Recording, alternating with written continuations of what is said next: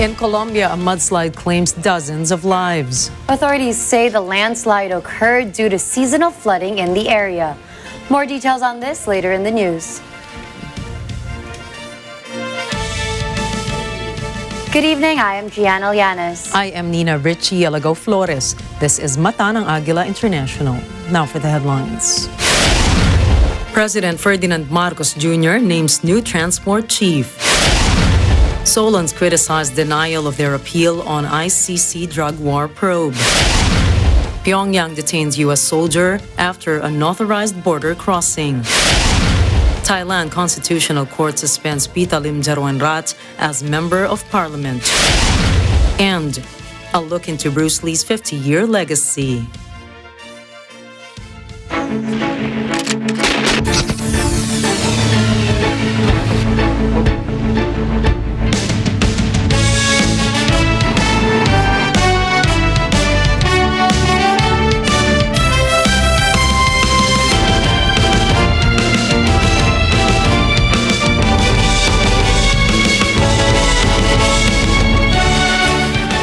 President Ferdinand Marcos Jr. names attorney Vigor Mendoza as new Chief of Land Transportation Officer LTO. Attorney Mendoza previously served as Land Transportation Franchising and Regulatory Board or LTFRB board member. The president also appoints new directors for the Departments of Finance, Justice, Energy and Public Works and Highways. The turnover ceremony for the new LTO chief is due on July 24th, the same day of the president's second State of the Nation address. President Ferdinand Marcos Jr. graces the Department of Foreign Affairs milestone celebration. Vin Pascua tells us more. The Department of Foreign Affairs, or DFA, marks its 125th milestone anniversary at the Heroes Hall in Malacañang Palace. President Ferdinand Marcos Jr. lauds the agency's endeavors for upholding the country's interests since June 23, 1898. The president is happy to see the success of the country's diplomats in bilateral visits to other nations.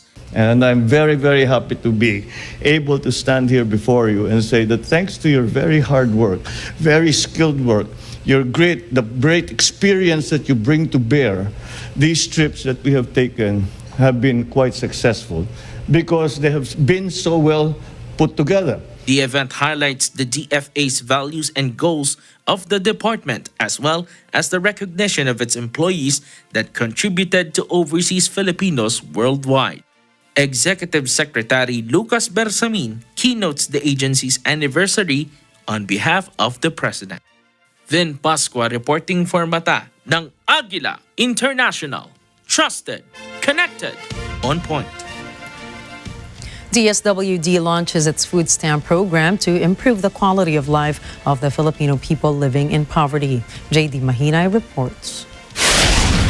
President Ferdinand Marcos Jr. presides the kick-off activity of the Food Stamp Program, or FSP, of the Department of Social Welfare and Development, or DSWD, in Tondo, Manila.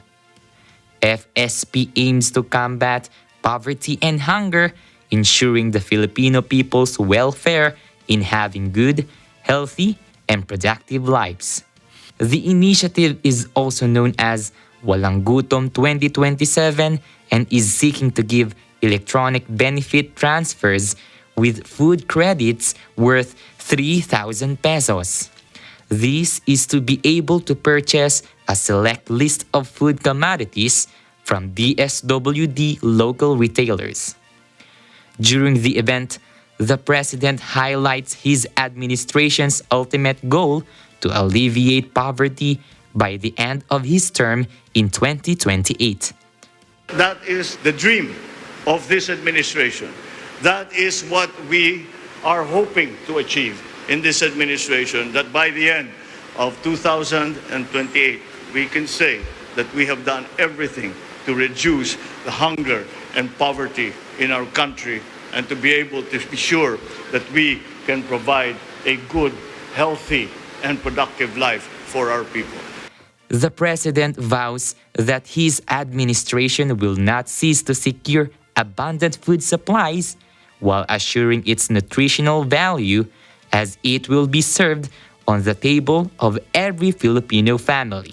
The President also expresses his gratitude to the Asian Development Bank and to the World Food Program that supported the said initiatives. He lauds DSWD Chief Rex Gatchalian for his relentless actions to establish the program. The President also urged the public to support and help the government to achieve zero hunger by the year 2028. JD Mahina reporting for Mata ng Agila International. Trusted, connected, on point. President Ferdinand Marcos Jr. assures inclusion and empowerment to persons with disabilities or PWDs under his administration. He further calls on the private sector to provide more inclusive workspaces for PWDs. Through the Apolinario Mabini Awards, you have inspired us to go beyond our perceived limitations, embrace the immense potential within each of us, and foster a more inclusive Philippines. Executive Secretary Lucas Bersamin delivers the President's speech in his stead during the 30th Apolinario Mabini Awards. President Marcos emphasizes the need for government agencies to address the present challenges faced by PWDs. He extends his gratitude to the Mabini awardees for championing the rights of PWDs, inspiring a more inclusive Philippines. So let us tear down barriers and replace them with bridges of opportunity, empathy, and understanding. This way we can write our own stories that will inspire us to work harder for a new Philippines that will leave nobody behind. President Ferdinand Marcos Jr. pledges to bolster global competitiveness for micro, small, and medium enterprises, or MSMEs. Executive Secretary Lucas Bersamin reads the President's keynote speech during the National MSME Summit 2023. It is important to note that our MSMEs are one of the steady pillars of the Philippine economy. MSMEs form over 99% of registered businesses and employ 5.4 million Filipinos. President Marcos urges partnerships with various sectors, focusing on financial and market access, skills development, and technology adoption. The President further assures that his administration is committed to unleash the full potential of MSMEs in the country. We want to truly transform the Philippine economy and society. We must not only take care of our MSMEs, but also make sure that they are able to grow, flourish, and compete globally.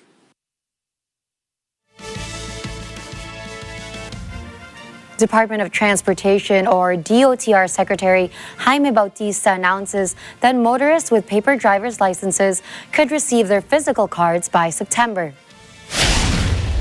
The scarcity of plastic cards led to a backlog in issuing licenses, prompting temporary issuance of paper licenses. Delivery is expected to begin gradually next week, with all pending cards delivered by September. The initial batch of cards will be given to overseas Filipino workers and new applicants. Days before President Marcos Jr.'s second State of the Nation address, Ambassador Jose Manuel Romualdez shares his perspective of the Marcos administration's first year. He was joined by representatives of Filipino organizations in Washington and several U.S. Filipino associations there. Jeff Sanidad reports from the Philippine Embassy in Washington. Philippine President Ferdinand R. Marcos Jr.'s administration has reached its first year, and today, here at the Philippine Embassy in Washington, Ambassador Jose Manuel Romualdez provides a review of President Marcos Jr.'s policy directions and how these affect the Philippines-U.S. relations. Ambassador Romualdez gives his perspective of President Marcos Jr.'s first year of administration's accomplishments, specifically in its foreign policy with respect to the Philippines' relationship with the U.S. Ambassador Romualdez says that in the past year, the exchanges between the two countries put their relationship in a very good place. President Marcos had a very successful official working visit here in Washington, D.C. over 2 months ago, capping a year of exchanges among our most senior officials, including the visits of Vice President Kamala Harris, Secretary Blinken, and Secretary Austin to the Philippines, as well as the visits to the U.S. Secretary of Foreign Affairs Manalo and the OIC of Defense Galvez, and our economic managers, not to mention the exchanges of CODELs or congressional delegation visits among Philippine and American legislators. These exchanges are very important, not only for the agreements that were made or for the business that was generated, what we in government fondly call the deliverables, but they also send a strong signal to our two peoples and to the rest of the international community that the Philippines-U.S. alliance is strong and enduring, and that both countries are firmly determined to nurture that relationship.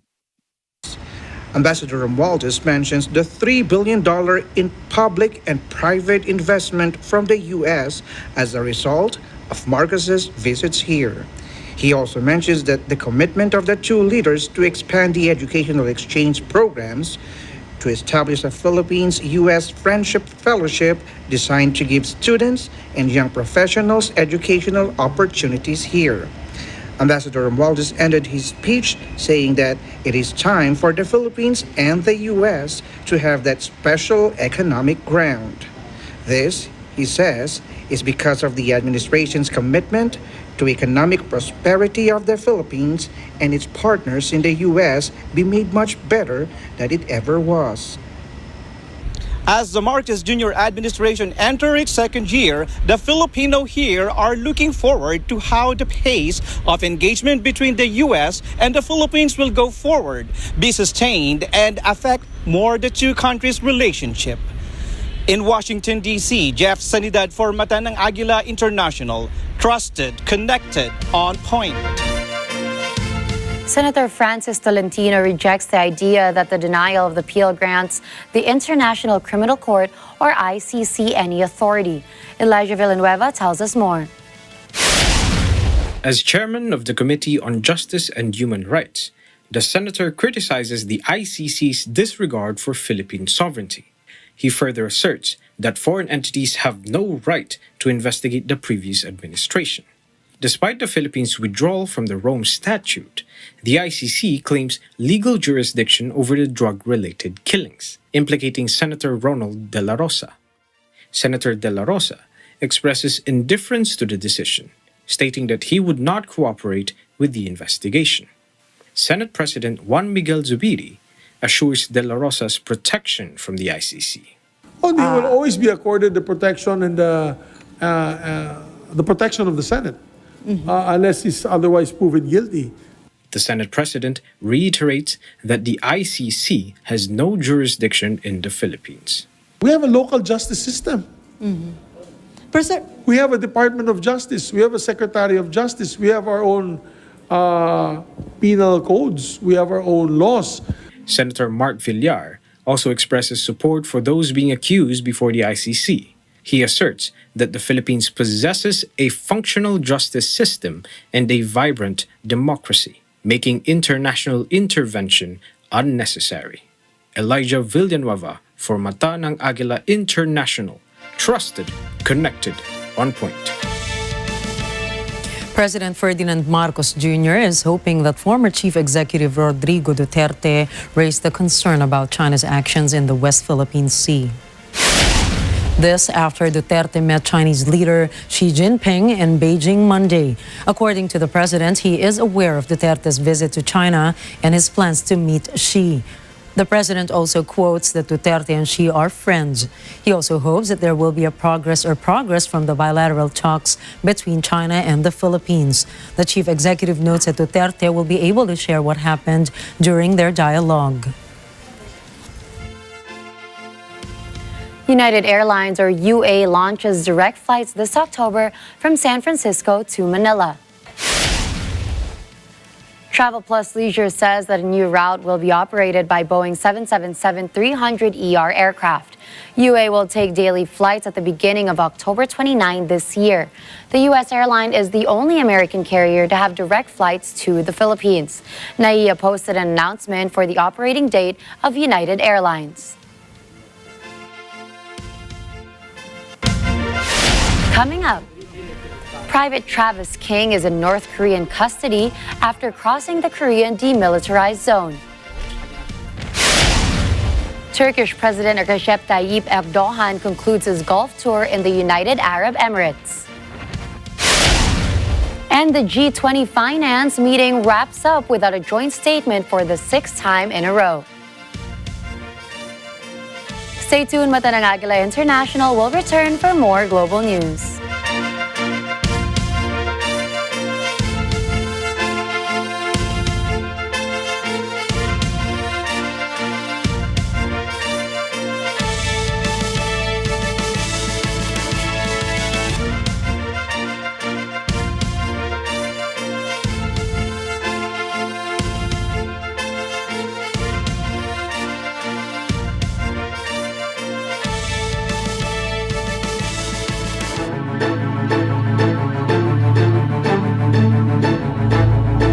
In today's fast-paced and ever-evolving world, people crave more than just products or services. They also yearn for meaningful and memorable experiences. This desire has given rise to what is known as the experience economy, a transformative concept that has reshaped industries and captivated consumers worldwide. We will speak to the top honchos of the Nexperience Group to discuss their innovative and eye-candy enterprises that push the experience economy as the next big thing. Restaurants are just there. Cinemas, parang usual na. So, ano yung thing na pwedeng maka-excite sa amin? So, yun yung ino-offer namin. Dapat talaga madala natin tong mga very unique experiences here and really give it to the Pinoys.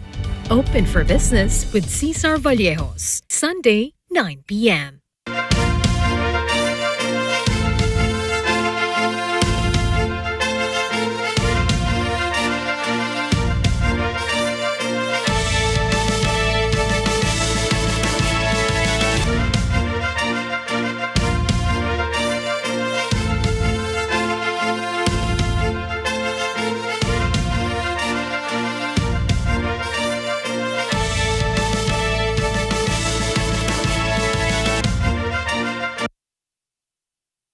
Magandang araw, magandang araw.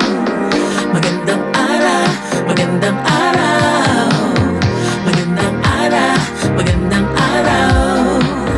Magandang araw, magandang araw. Any time of the day, it's super saya. Lalo na kung si Ara lagi mong kasama. Magandang araw, magandang araw.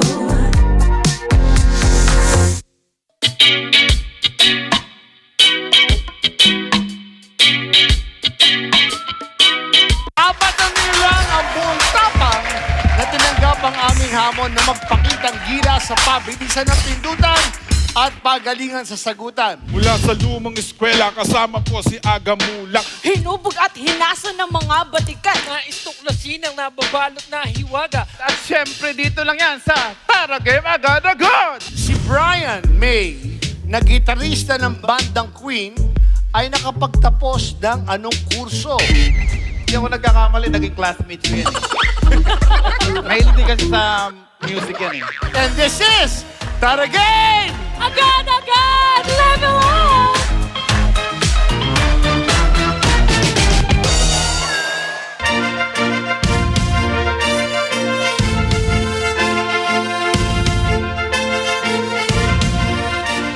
Welcome back to Mata ng Agila International. On Wednesday, Kenya braced for a new round of protests against President William Ruto's government.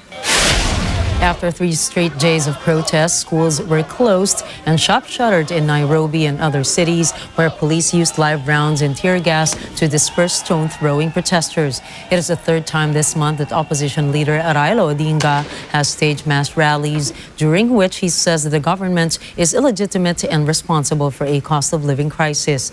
Last August, Ruto rose from being a vice president after winning in a narrow election victory over Odinga, who claimed the vote was stolen. He was then criticized for raising taxes and Kenya's soaring inflation. Kenya is seen as a stable democracy in the often turbulent East Africa region, where 13 Western nations issued a joint statement expressing concern over the violence in recent demonstrations.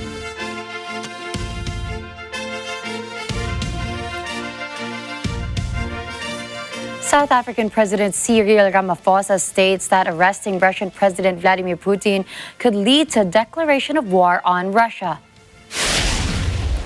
President Putin is set to visit South Africa for an upcoming BRICS summit while facing an arrest warrant from the International Criminal Court, or ICC. South African opposition party Democratic Alliance seeks to enforce the arrest and hand Putin over to the ICC if he enters the country.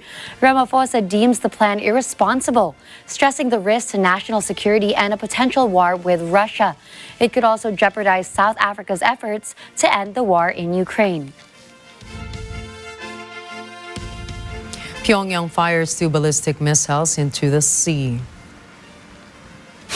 This is after an American nuclear-armed submarine made its first port call in South Korea. Seoul's Joint Chiefs of Staff, or JCS reports the missiles were fired from Sudan area in Pyongyang and flew about 550 kilometers before splashing into the Sea of Japan.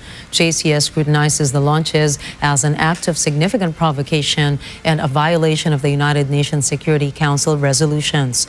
Meanwhile, Japan's Defense Ministry also recorded the launches. The launches also come after Washington confirmed that a United States soldier believed to be detained by Pyongyang after crossing its border.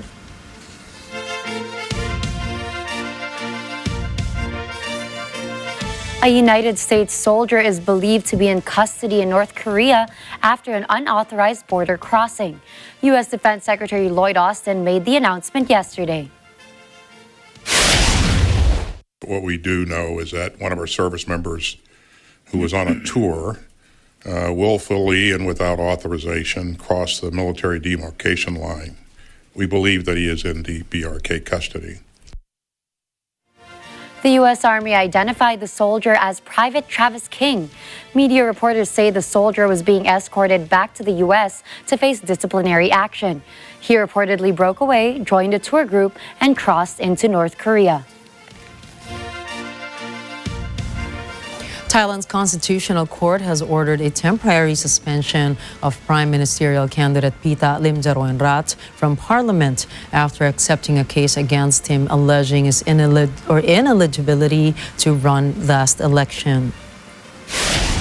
The court agreed to hear a case that centers on his ownership of shares in a media company.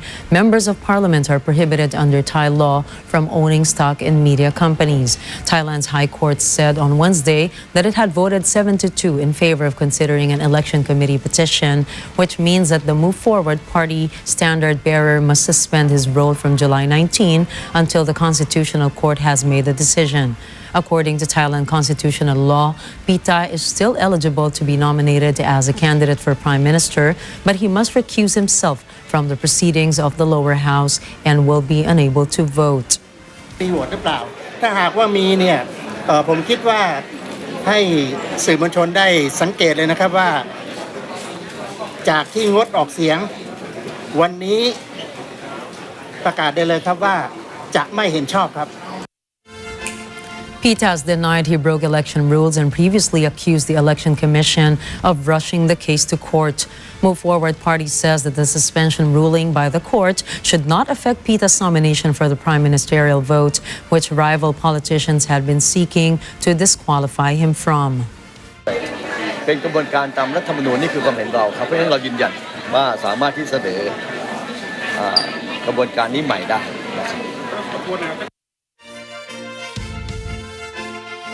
Peruvian President Dina Boluarte urges that the upcoming marches must be peaceful, but also asserts that the protesters are out of touch with the average Peruvian.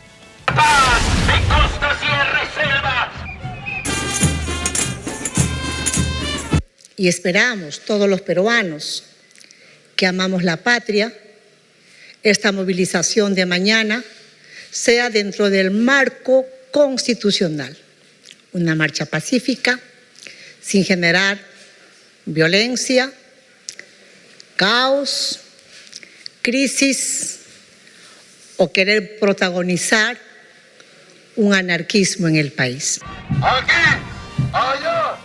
The demonstrators demand the dissolution of Congress, a new constitution, and Boluarte's resignation. President Boluarte accuses them of being extremist. Y anuncian con llegar a Lima desde voces, desde el Brain, queriendo tomar desde el centro a todo el país. Esa es una amenaza a la democracia, al Estado de Derecho, a la institucionalidad, y nosotros como gobierno democrático no lo vamos a permitir. Anti-government demonstrations have been ongoing since Boluarte's inauguration in December. Peru's Ombudsman Office has estimated that more than 60 people have died in the previous protests. Panama's former president Ricardo Martinelli faces an almost 11-year prison sentence for money laundering. He denies the charges and claims it as a political agenda to hinder his 2024 presidential bid. Se habla de aportes de terceros, pero simplemente se ha querido vincular a Ricardo Martinelli Berrocal con situaciones que él no tiene. The charge sheet claims that Martinelli funneled around $44 million from state infrastructure contracts through front companies. He then used a portion of this money to gain control of a media company, which promoted his interests through its newspapers. His lawyer says the criminal charges will not affect Martinelli's presidential candidacy. Russia launches an offensive against Ukrainian facilities in retaliation for Ukraine's alleged plans to attack Moscow's bridge to Crimea. Сегодня ночью вооруженными силами Российской Федерации нанесен групповой удар возмездия высокоточным оружием морского базирования по объектам, где готовились террористические акты против Российской Федерации с применением безэкипажных катеров, а также месту их изготовления на судоремонтном заводе в районе города Одесса. The Russian military reports that they have advanced their front line after successful offensive operations. На Купянском направлении подразделения западной группировки войск продолжают успешные наступательные действия в своей зоне ответственности. Общее продвижение составило до 2 километров по фронту и до 1,5 километров в глубину. They claim to have also successfully repelled multiple Ukrainian offensives. U.S. General Mark Milley says Ukraine still has significant reserves for their counteroffensive against Russian troops. So the Russian situation is not very good, even though they've been fighting a fight because of the minefields. What the Ukrainians have, though, is a significant amount of combat power not yet committed. U.S. Defense Secretary Lloyd Austin assures continued efforts to boost Ukraine's forces through training and equipment. Our work continues, and we're going to do everything we can to make sure that Ukrainians can be successful. Algerian President Abdelmadjid Tebboune met his Chinese counterpart Xi Jinping on Tuesday during a high-profile 5-day trip to China. The two leaders agreed to expand their cooperation in multiple technology sectors by signing bilateral cooperations in various fields and a joint statement. It is Tebboune's first visit to Beijing since coming to power in 2019, following his meeting with Russian President Vladimir Putin in Moscow last month. Xi promised more cooperation and assistance to the North African country and support for Algeria's development. China has been Algeria's main exporter since 2013 when it overtook France. According to China's Ministry of Commerce, Algeria is also one of the largest markets for China's contracted works in terms of investment. Human Rights Watch, or HRW, says that Tunisian security forces have committed serious abuses against African migrants. They called on the European Union to suspend the funding of migration control in the country. The New York watchdog states in an interview that there are more than 20 migrants and fugitives who suffered at the hands of Tunisian authorities. 7 out of 1,200 Africans are forcibly transferred to desert border regions of Libya and Algeria this month. HRW reports that most of the abuses came after President Kais Saied accused migrants from sub-Saharan Africa of bringing violence to the country. Saied says they treat migrants better than anywhere else and refuse to have his country as a gateway for migrants. Turkey's President Recep Tayyip Erdogan has arrived in the United Arab Emirates for the final leg of a Gulf trip aimed at drumming up investments. The tour included stops in Qatar and Saudi Arabia, where Erdogan presided over the signing of lucrative deals to boost the Turkish economy. The trip comes as Turkey battles a currency collapse and soaring inflation rates that have battered its economy. After years of rivalry, Turkey has recently repaired relations with Gulf states, including the UAE and Saudi Arabia. With relations on the mend, Erdogan visited the UAE last year to bolster political and economic ties. Turkish Vice President Cevdet Yilmaz also met with the Emirati president during a June visit to the UAE. Last year, the two countries signed a nearly $5 billion currency swap deal to boost Ankara's dilapidated foreign currency reserves.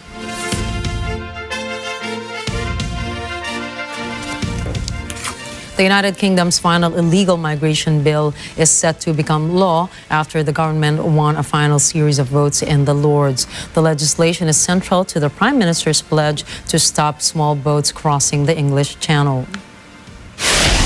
Under the bill, the Home Secretary has a legal duty to detain and remove anyone entering the UK illegally.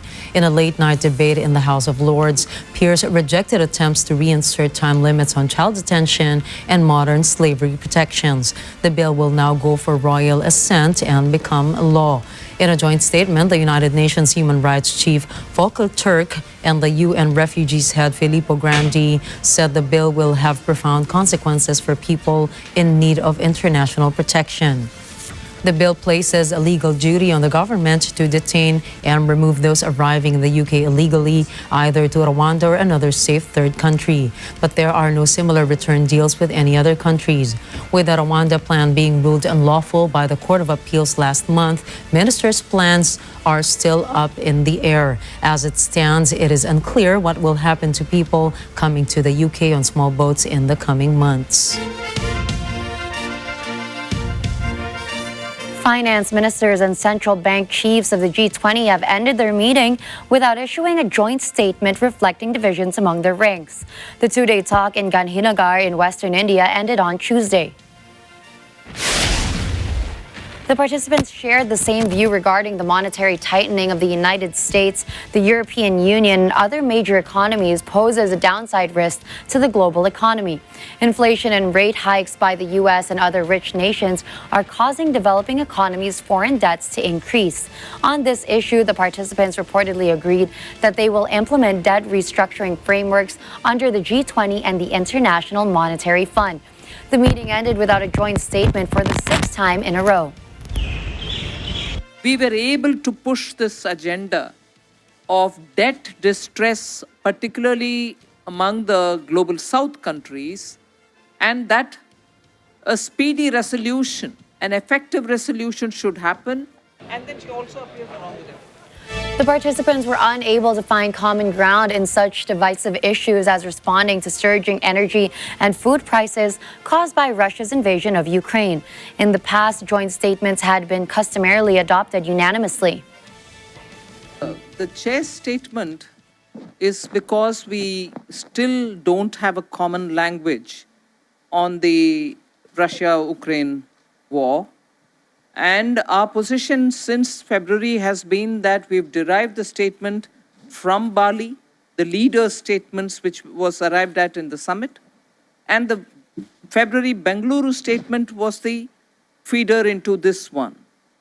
And that's because also that the language given in Bali Leaders Summit, we don't have the mandate to change that. So it must be left to the leaders during the summit in September to take a call on that. Till before that, we didn't think it was right for us to change the language.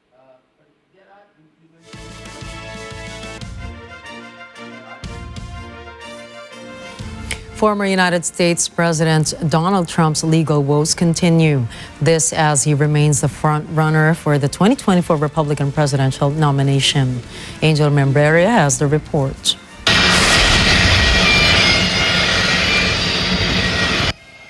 Former U.S. President Donald Trump says he expects to be charged over the January 6 attack on the U.S. Capitol. An indictment would ramp up his legal woes as he makes another White House run. Trump says he received a letter from special counsel Jack Smith on Sunday. The letter allegedly says that Trump is a target of the grand jury investigating the January 6, 2021 attack on the U.S. Capitol. Trump says he was given 4 days to report to the grand jury. The 77-year-old says this almost always means an arrest and indictment, while calling it a witch hunt. It was not immediately clear what charges the former president may face. Despite Trump's statement, a target letter does not always result in an indictment. Angel Membreri for Mata ng Agila International. Trusted, connected, on point. The Pentagon says the United States is deploying a destroyer as well as F-35 and F-16 warplanes to the Middle East to deter Iran from seizing ships in the Gulf. Kimi Oria reports. The U.S. deployment of a warship and warplanes comes after the Iranian Navy tried to seize 2 merchant vessels in the Strait of Hormuz and the Gulf of Oman earlier this month. In one incident, Iran opened fire at one of the merchant vessels. In light of this continued threat, and in coordination with our partners and allies, the department is increasing our presence and ability to monitor the strait and surrounding waters. We call upon Iran to immediately cease these destabilizing actions that threaten the free flow of commerce through this strategic waterway of which the world depends on for more than 1/5 of the world's oil supply. On Friday, a senior defense official said the U.S. was flying A-10 Warthog warplanes over the Gulf, armed with the kinds of munitions that would be useful to go against fast boats and moving targets. The official says as Iranian fast attack boats and craft have increased as a maritime threat, the U.S. tried a number of different ways to tackle them. And the A-10 has proven capable of that. Washington says its forces blocked 2 attempts by Iran to seize commercial tankers in international waters off Oman on July 5. Tehran, the following day, took control of a commercial ship. Kimi Oria for Mata ng Agila International. Trusted, connected, on point. Up next, a landslide on a major highway causes multiple casualties in Colombia. The LAPD inspects a site related to the alleged murder of rap icon Tupac Shakur. And UN Chief Antonio Guterres urges countries to reach their sustainable development goals. Mata ng Agila International will be back with more global news. Stay tuned.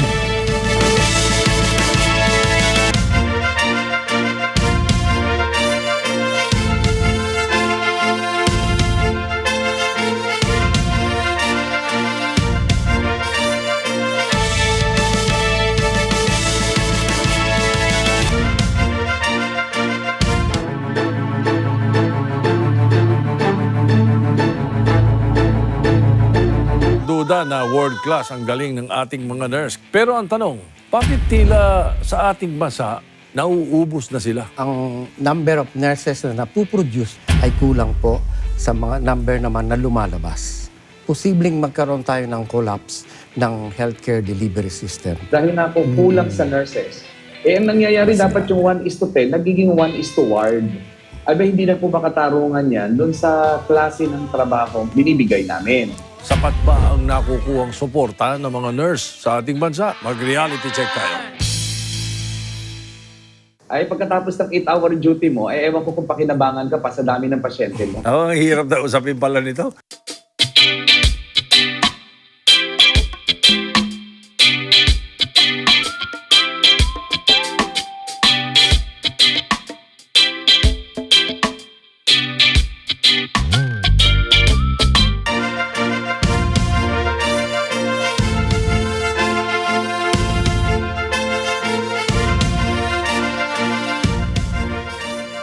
Olympic chief Thomas Bach says the International Olympic Committee, or IOC, is confident that Paris 2024 can take place in a peaceful environment. This despite recent riots over the police killing of a teenager. Myla Simbulan has more details. Olympic Games 2023 chief Thomas Bach expressed regret for the victim of a recent police killing. He says they feel with everybody affected. However, Bach says that the riots were not related to the Olympic Games in any respect. Bach is confident about the great support of the French people for the upcoming Olympic Games. He says the Games can and will happen in a peaceful environment and that the sports-loving French people will celebrate the best athletes of the world.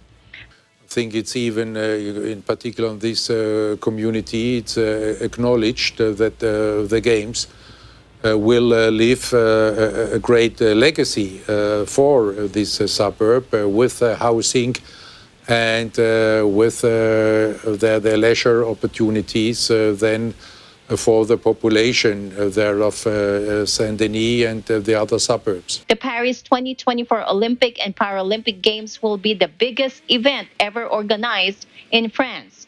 The Olympic Games will take place from July 26 to August 11, 2024.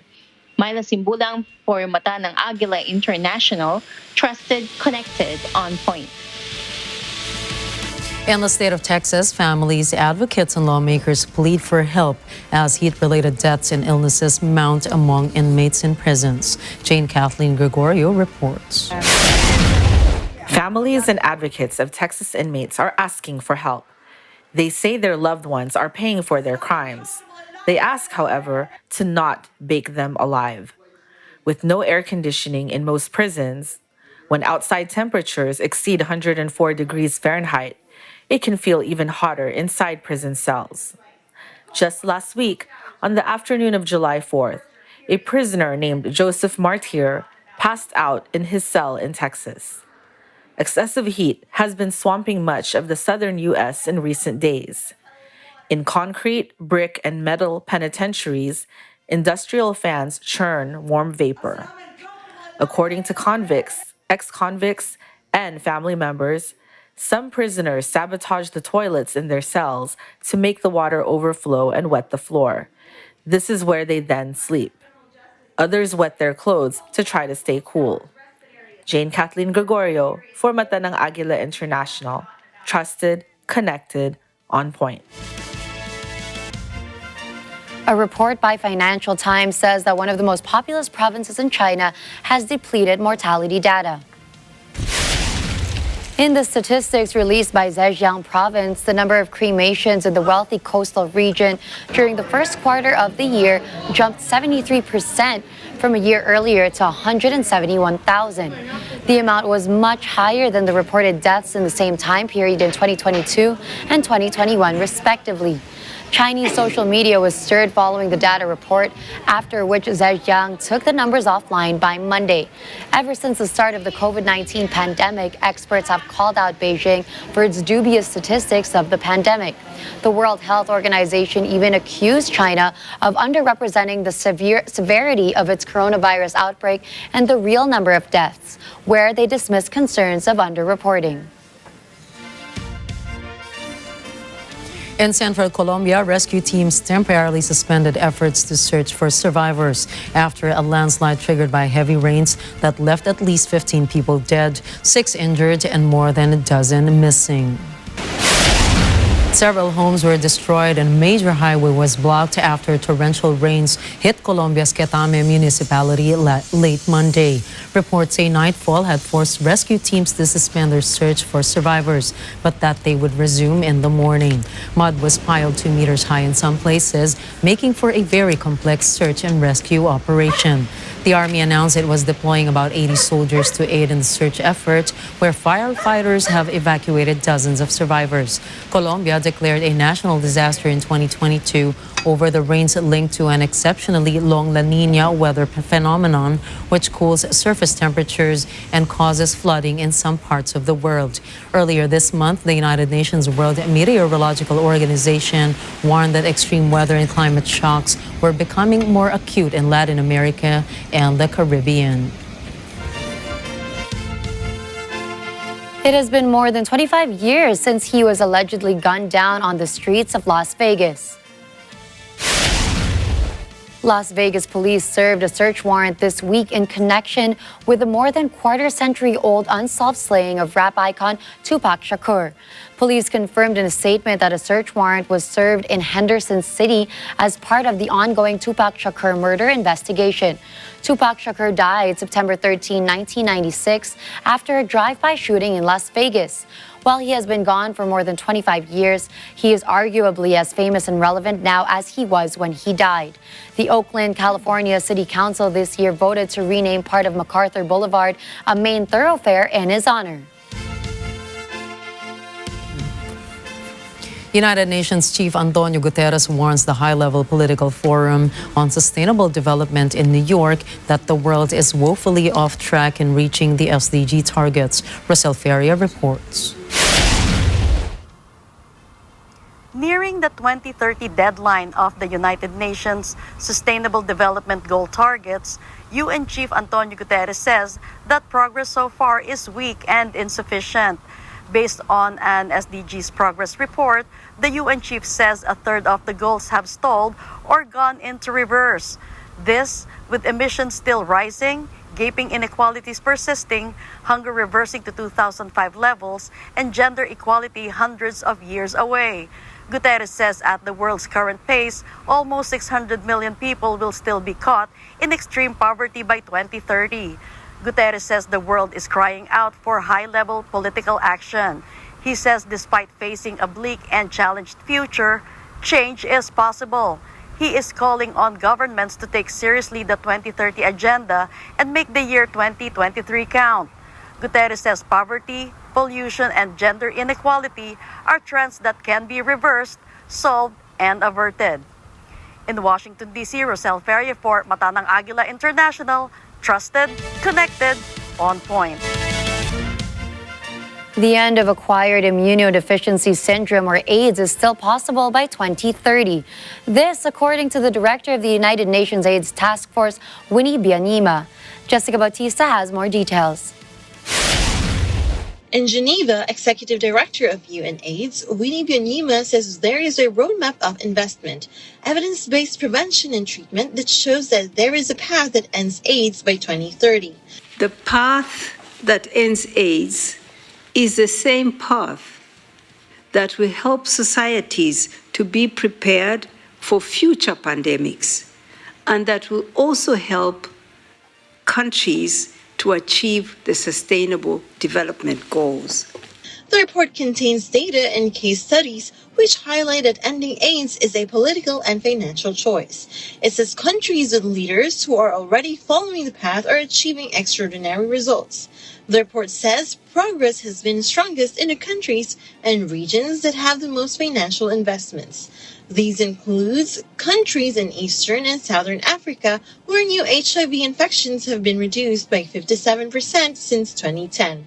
The report highlights that HIV responses succeed when anchored in strong political leadership.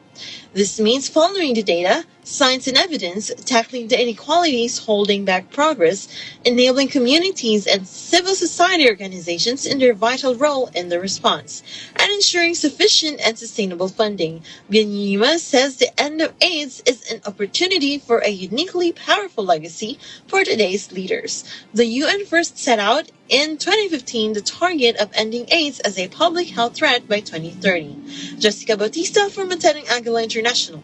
Trusted, connected, on point.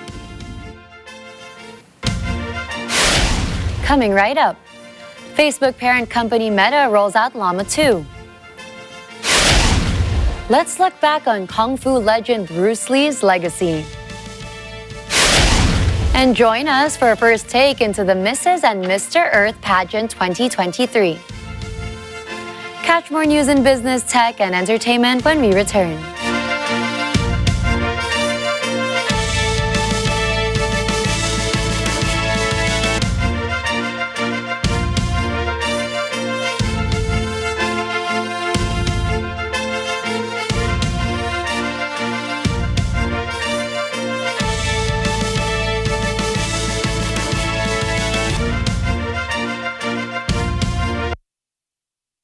Abangan sa Counterpoint.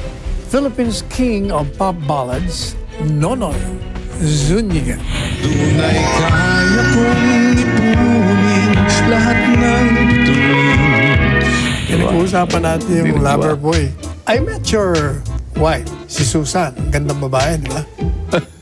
Teka, baka mali. Cut. Ngayong Miyerkules alas 10:30 ng gabi, dito lang sa Net 25.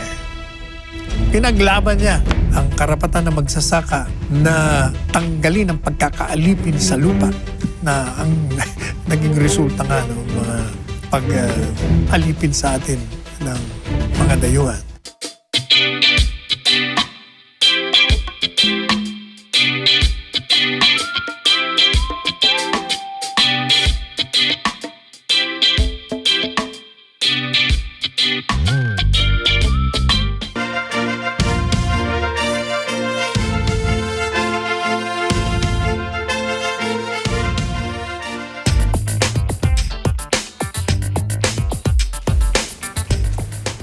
The European Automobile Manufacturers Association, or ACEA, reports that sales of electric vehicles surpassed diesel cars in Europe for the first time in June. Over 158,000 electric battery vehicles sold in the European Union, 15.1% of the market share. Petrol remained dominant with a 36.3% market share, while hybrid electric vehicles followed at 24.3%. Although new EU car registrations in 2023 rose by 17.9%, the volume remains 21% lower than pre-pandemic numbers.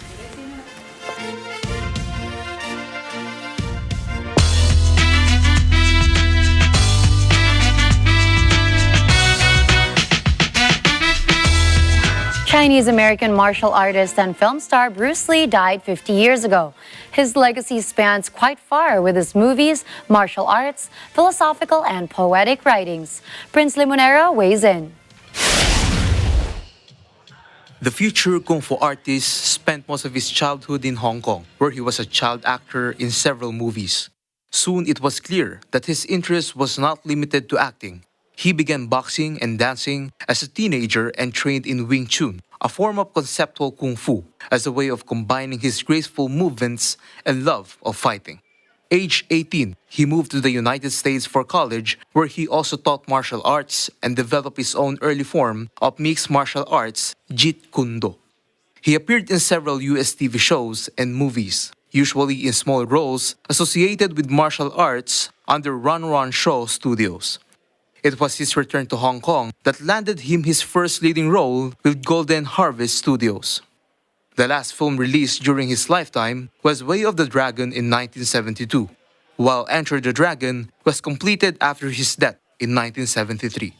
While Lee's legacy is mainly defined by his superior physical fitness and technical fighting skills, the philosophical tenets that he developed during his short life have received attention posthumously.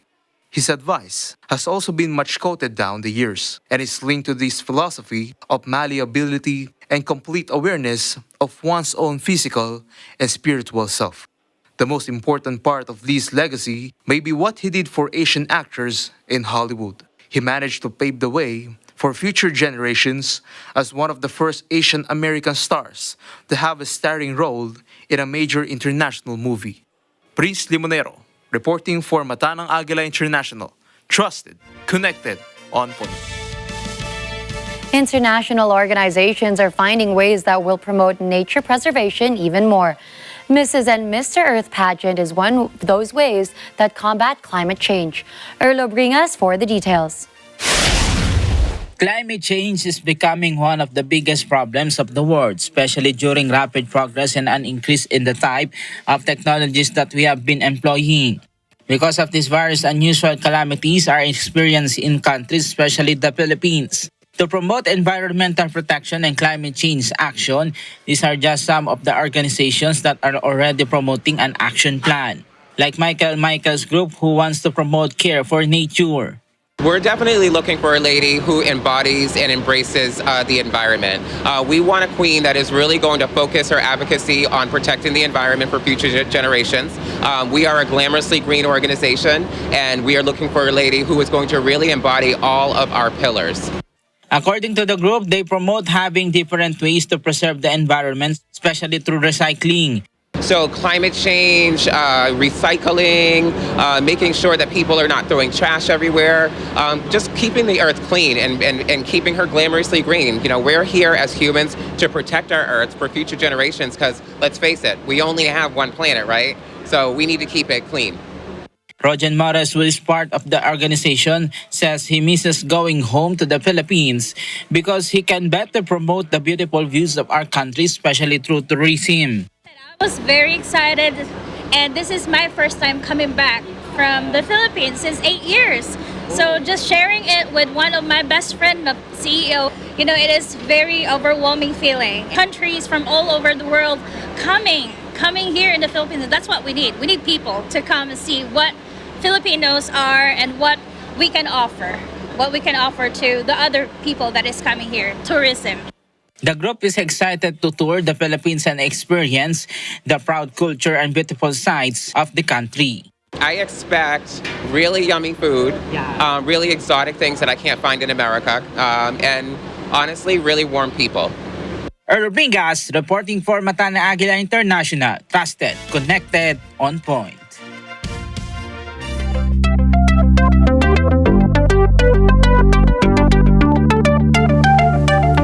Meta and Microsoft introduced the next generation of Llama, an open-source large language model. Catherine Ortula has the data. On July 18, Facebook parent company Meta and Microsoft launched the next generation of Llama, a new artificial intelligence system and state-of-the-art open-access large language models. Set to rival OpenAI's ChatGPT, Llama 2 is designed to enable developers and organizations to build generative AI-powered tools and experiences. Llama 2, which is available for research and commercial use, can be accessed free of charge.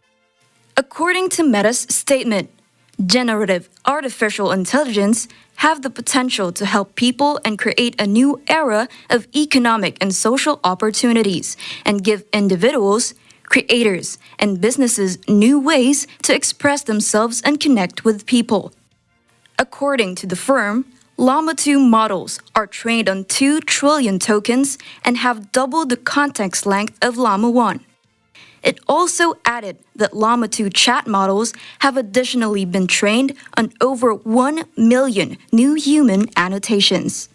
It says the latest model was trained on a new mix of data from publicly available sources, but clarifies it does not include data from Meta's products or services.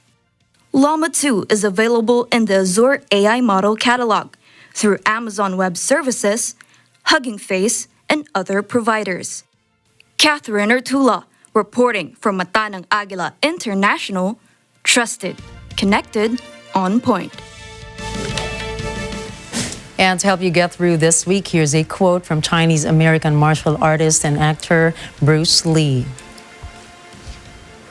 Be like water making its way through cracks. Do not be assertive, but adjust to the object, and you shall find a way around or through it.